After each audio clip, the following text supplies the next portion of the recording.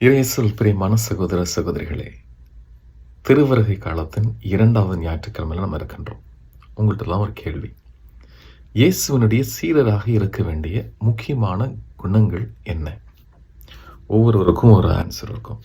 ஒரு சில பேர் நம்பிக்கைன்னு சொல்லுவீங்க, இல்லை அன்புன்னு சொல்லுவீங்க, இல்லை பணிவுன்னு சொல்லுவீங்க, இல்லை கீழ்ப்படிதல் என்று சொல்வீர்கள். இன்றைய மையப்புள்ளியான திருமுழுக்கு யோவானுடைய பார்வையில் பார்க்கும் பொழுது, ஒழுக்கம் என்பது கிறிஸ்தவர்களாகிய நமக்கு இருக்க வேண்டிய ஒரு முக்கியமான ஒரு பண்பாக நான் பார்க்கின்றேன். நம்ம ஊரில் பல்வேறு மரங்கள் பார்த்துருக்கோம். ஆலமரம், வேப்ப மரம், புளிய மரம், தென்னை மரம், இப்படி பல்வேறு மரங்கள். ஒவ்வொரு மரத்திற்கும் ஒவ்வொரு குணாதிசயம் இருக்கிறது. ஆழமரம் நல்ல நிழலை கொடுக்கக்கூடிய ஒரு மரம், வேப்ப மரம் நல்ல மருத்துவ குணங்கள் நிறைந்த ஒரு மரம், தென்னை மரம் நமக்கு தேவையான உணவை கொடுக்கக்கூடிய ஒரு மரம். இப்படி ஒவ்வொரு மரமும் ஒவ்வொரு செயல்களை செய்கிறது. அதே போல் மனிதர்களாகிய நாம் ஒவ்வொருவரும் கடவுளுக்கு உகந்த வாழ்க்கையை ஒழுக்கத்தோடு வாழ வேண்டும் என்று திருமுழுக்கு யோவான் நமக்கு சொல்கிறார். அவர் சொல்லக்கூடிய முக்கியமான 3 படிப்பினைகள் என்ன என்று பார்க்கும் பொழுது, முதலாவதாக திருமுழுக்கு யோவான் யூதேயாவில் உள்ள பாலை நிலத்திற்கு வந்தார் என்று நாம் படிக்க பார்க்கிறோம். பாலை நிலம் என்பது விவிலியத்தில் ஒரு முக்கியமான ஒரு இடம், அமைதியாக இருக்கிற ஒரு இடம். இயேசு கிறிஸ்து தன்னுடைய பணி வாழ்வை பாலை நிலத்திலிருந்து தொடங்குகின்றார். திருமுழுக்கு யோவானும் பாலை நிலத்தில் ஜெபிக்கிறார். அப்போ ஒரு தனிமையாக இருக்கக்கூடிய இடம் என்பது ஒரு முக்கியமான செயலாக நம்முடைய வாழ்க்கையில் பார்க்குது. தனிமையில் தான் கடவுளுடைய வார்த்தையை கேட்க முடியும், படிக்க முடியும். எந்த ஒரு தொந்தரவும் இல்லாத ஒரு சூழல் அங்கே நிலவும். கடவுளோடு ஒரு தொடர்பை ஏற்படுத்தி கொள்ள முடியும். ஆகவே இந்த திருவருகை காலத்தில் ஒரு 10 நிமிடங்கள் நாம் தொடர்ந்து கடவுளுக்காக கடவுளோடு நாம் தொடர்பு கொள்ள முற்படுவோம்.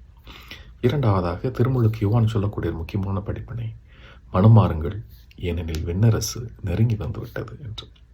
திருமுழுக்கு யோவான முதல் திருத்தூதர் என்று சொல்வார்கள், இல்லை கடைசி இறைவாக்கினர் என்றும் சொல்வார்கள்.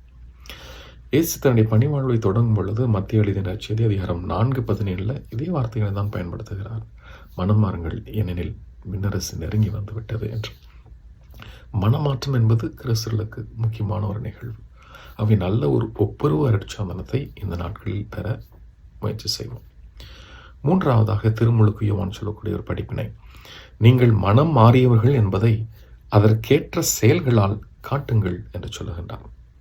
நம்ம மனம் மாறிட்டோம் அப்படிங்கிறத நம்முடைய அன்பின் மூலமாக, மன்னிப்பின் மூலமாக, இரக்கத்தின் மூலமாக, பிறருக்கு உதவி செய்வதன் மூலமாக நாம் காட்ட முற்பட வேண்டும். ஒழுக்கம் இருக்கக்கூடிய கிறிஸ்தவர்களால் மட்டும்தான் இதெல்லாம் பின்பற்ற முடியும். ஒழுக்கம் நிறைந்த கிறிஸ்தவர்களால் மட்டும்தான் தனிமையில் ஜெபிக்க முடியும், ஒப்புரவு அருட்சாதனத்தை பெற முடியும், நற்செயல்களை நாம் செய்ய முடியும்.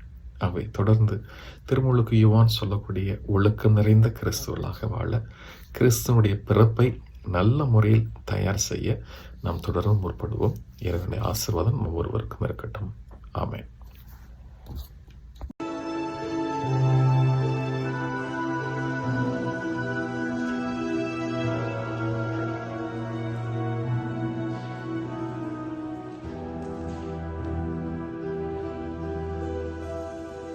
Oh